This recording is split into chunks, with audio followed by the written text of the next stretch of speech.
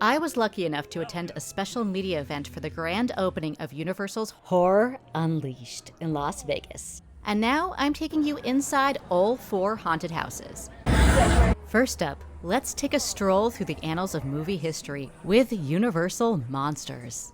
In a word, wow. This house was truly beautiful, with intricate and elaborate designs for every room throughout. I felt like I was transported to the sets of all the classic monster movies I grew up watching.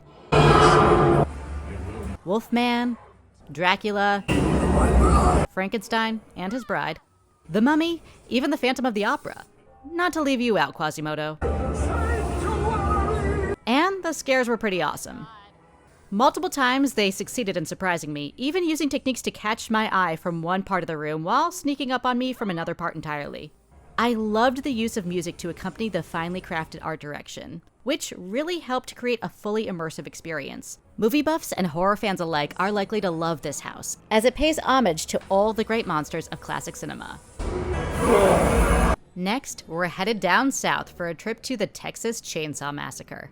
Let me just say, this house was awesome.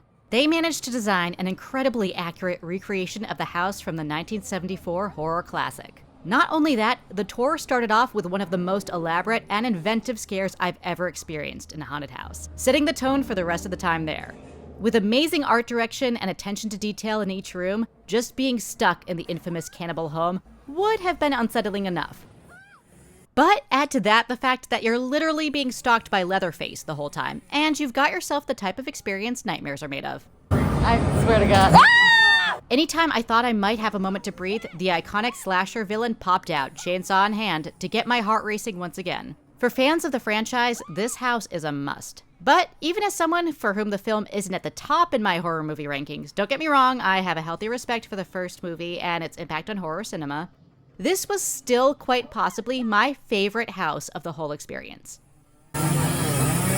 Now it's time to get repossessed in The Exorcist Believer. I have to admit, I sometimes forget that this horror sequel even exists, so I wasn't exactly a believer going in. But once again, the fully immersive and elaborate art design mixed with the overall storyline and stellar performances from the scare actors had me fully converted by the end. Like with Texas Chainsaw Massacre, this house takes you through the plot of Believer, almost scene by scene, creating the feeling of walking through an interactive movie, complete with appearances by Pazuzu and co. I loved the recreations of the suburban homes and cute bedrooms of the young girls, which made it especially unsettling when one of them would pop out, fully possessed and way too happy to see me. Sometimes from areas you'd never expect. This girl really got me.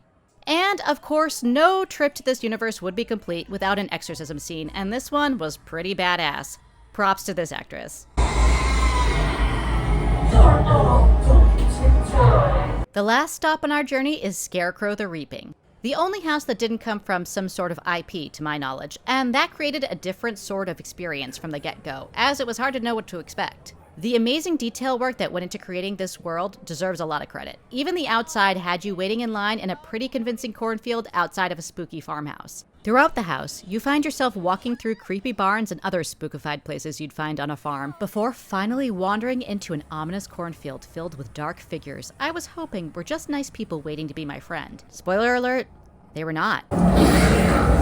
This was probably my least favorite of all the houses, as the scares were a bit one note, mostly spooky scarecrows with the occasional spooky barn animal thrown in. But even so, I really enjoyed myself, and would still recommend checking it out if you have the time.